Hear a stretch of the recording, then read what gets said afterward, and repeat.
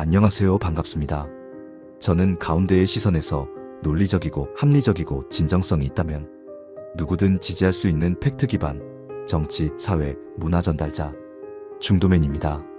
첫 영상에 대해 고민이 있었는데요. 대한민국의 가장 큰 사안인 조기 대선에 대해 간략하게 짚고 넘어가도록 하겠습니다. 불과 약 9개월 전으로 돌아가 보겠습니다. 2024년 8월 23일 날짜 정당 지지율입니다. 1위가 당시 한동훈 당대표의 국민의힘당 32%, 2위가 당시 이재명 당대표의 더불어민주당 31%입니다. 그 뒤를 3위가 조국혁신당 8%, 개혁신당 2%입니다. 불과 작년 8월 정당 지지율인데 1위가 국민의힘당이었죠. 그로부터 약 2주 뒤 2024년 9월 6일 윤석열 전 대통령의 지지율은 계속해서 하향세를 그리며 23%밖에 되지 않았습니다. 여당 대통령의 이러한 지지율에도 불구하고 국민의힘당의 지지율은 31%로 더불어민주당 32%와 거의 같았습니다. 이 지표가 의미했던 것은 현 시점 지지율인 2025년 5월 말 기준 더불어민주당 42%, 국민의힘 36%, 개혁신당 6%로 윤석열 전 대통령의 저조한 지지율과는 달리 9개월 전인 작년의 국민의힘 자체는 꽤 탄탄한 지지를 받고 있었던 것을 의미합니다.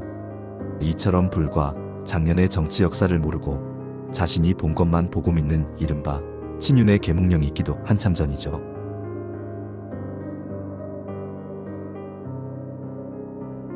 그러나 점점 정당 지지율까지 같이 떨어지게 됩니다. 불과 일주일 만에 윤석열 전 대통령의 지지율은 3% 하락한 20%까지 떨어졌고 대통령의 여당인 국민의힘당 지지율도 3% 떨어진 28%를 기록하며 이쯤부터 현재까지 국민의힘은 계속해서 더불어민주당에게 1위 자리를 내주기 시작하였습니다. 윤석열 전 대통령의 지지율 하락과 그에 따른 여당 국민의힘 지지율 하락의 가장 큰 원인으로는 의대 정원 확대, 독단적이고 일방적이다. 그리고 김건희 여사 문제가 가장 많은 것으로 여론조사 발표가 있었습니다.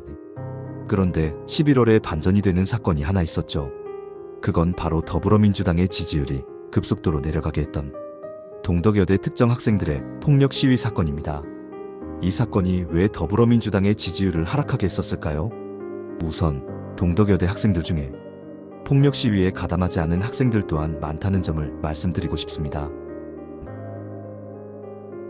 이 동덕여대 폭력 시위 사건을 일으킨 집단에 정당성을 부여해주고 힘을 실어주고 응원한 사람들로는 페미니스트 단체들, 더불어민주당 의원, 정의당 의원들이 가세하였고 이로 인하여 더불어민주당에게 부정적인 여론이 커지기 시작했습니다. 이번 사태의 원인은 대학 구성원인 학생들 몰래 남녀공학 전환을 추진한 대학 당국의 비민주성에 기인합니다. 껴 젠더 갈등, 세대 갈등을 부추기고 거기서 반사 이익을 얻으려는 얄팍한 정치적 계산 따위는 집어치우길 바랍니다. 한 계획을 백지화할 것입니다.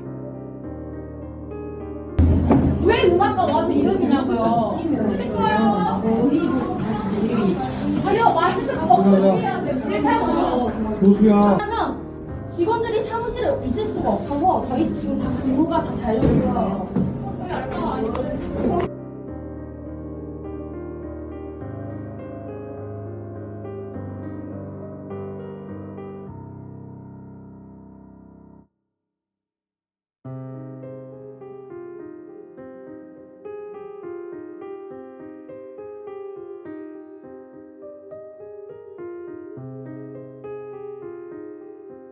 근거도 충분치 않은 피해 금액을 공개하면서 주모자를 색출하겠다는 태도로는 사태를 해결할 수 없습니다. 원인은 대학 구성원인 학생들 몰래 남녀공학 전환을 추진한 대학 당국의 비민주성에 기인합니다. 학생들은 학교의 미래와 관련된 문제에서 당사자로서의 권리를 철저히 무시당한 것에 분노한 것입니다. 황당한 말들을 쏟아낸 더불어민주당 의원분. 안타까운 건 폭력 시위 학생들이 아니라 열심히 공부하고 열심히 졸업공연 연습하던 재학생분들입니다. 그리고 사실 세계적으로도 여대의 남녀공학 전환은 이미 예전부터 많이 시행되고 있었습니다. 여자대학교의 목적 자체가 과거 여성들의 사회활동 제한 등이 이유였는데 후진국이나 개발도상국 같은 나라도 아닌 현재 대한민국과도 많이 동떨어진 시스템이죠. 마치 2025년 현재 우리는 북한과 형제고 곧 통일될 것이다 라고 외치는 시대착오적 생각과 비슷합니다. 심지어 우리나라의 경우엔 압도적으로 전 세계 저출산 1위로 학생 숫자가 매우 부족한 상황이기 때문에 학교 자체가 없어지지 않고 존속하려면 공학으로 전환은 단지 어느 학교가 먼저 하느냐일 뿐이죠.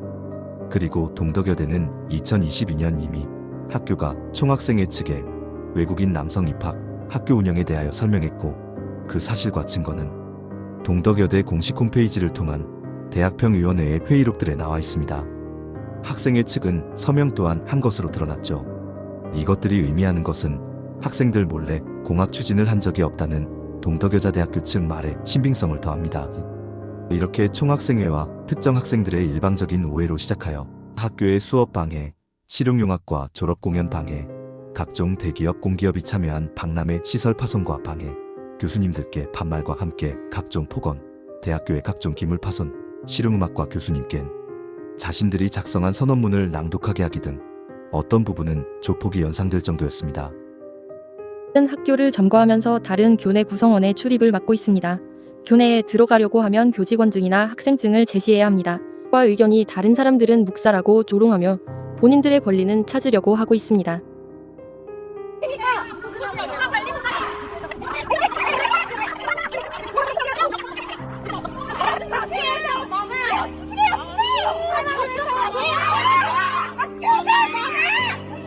학교에서 나가! 흰색 바지, 갈색 단발머리 나가!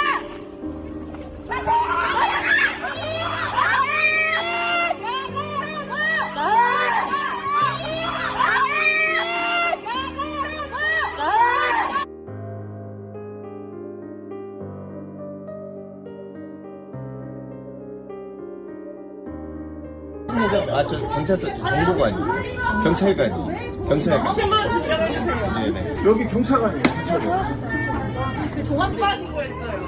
누가 신고한지 어떻게 알아요? 우리 신고하는 우리가 알려줬죠. 선생님 신고하면 우리가 선생님 신고하니까 학생들이 신고하면 우리가 학생 도와주러 가듯이 아이고, 신고받고 두개 참. 온 거예요. 그럼 이렇게 하면 안 돼요. 다 고소하세요. 어쩔 수 없네요, 저희도. 다 고소하세요. 어쩔 수 없네요, 저희도. 저희 학교 지켜야 돼요. 어쩔 수 없어요. 이는 더불어민주당의 반대측 정당인 국민의힘의 지지율 4% 상승이라는 놀라운 결과를 가져왔습니다. 이렇게 동덕여대 사건의 이슈가 극대화되고 있던 무렵 더불어민주당이 지지를 받게 되는 계기이자 더욱 놀라운 사건이 터지게 됩니다. 그건 바로 2024년 12월 3일 밤에 약 330분간 진행된 비상계엄령입니다. 저는 이 비상계엄령의 비판적 입장이고 최대한 간략하게 이유를 말씀드려보자면, 윤석열 전 대통령이 말한 명분들에 대해 사실 전부터 정치에 관심 있고 합리적인 사람들은 비상계엄령 전에 이미 거대 야당의 행동들에 대해 알고 있었습니다. 특활비 영원, 산업스파이 간첩법 확대 반대 등 각종 법안들이 모두가 마음에 안 든다며 거부해온 것들, 그리고 정부가 임명하는 사람들 또한 모두가 마음에 안 든다며 국가의 시스템이 돌아가는 것보다도 본인들의 사상만을 중요하게 생각하며 신중히 판단해야 할 탄핵을 남발하던 것 등에 대해서 예전부터 다 알고 있었습니다. 평생 정치에 관심 없다가 뒤늦게 관심 갖고 이 내용들을 알게 되신 분들이 불과 작년의 역사의 개연성도 무시하고 갑자기 계몽령이라는 말을 한 것뿐이죠. 국민의힘이 대표하였던 당시 상황으로 돌아가 봅시다.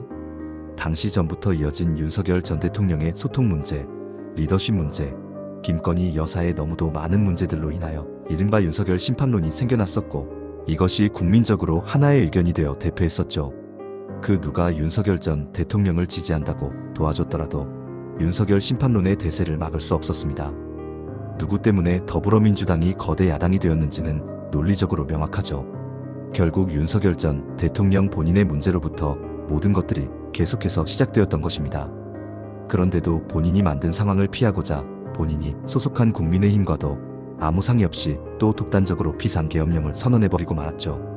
만약에 한동훈 전 대표를 비롯한 비친윤 의원들이 비상계엄령을 옹호했다면 미래를 내다보지 못한 어리석은 최악의 수가 되었을 겁니다. 참고로 저는 부정선거에 대해 동의하지 않습니다만 선관위의 부패와 비리, 안일한 부분들은 당연히 매우 강력하게 처벌 개선해야 한다고 생각합니다.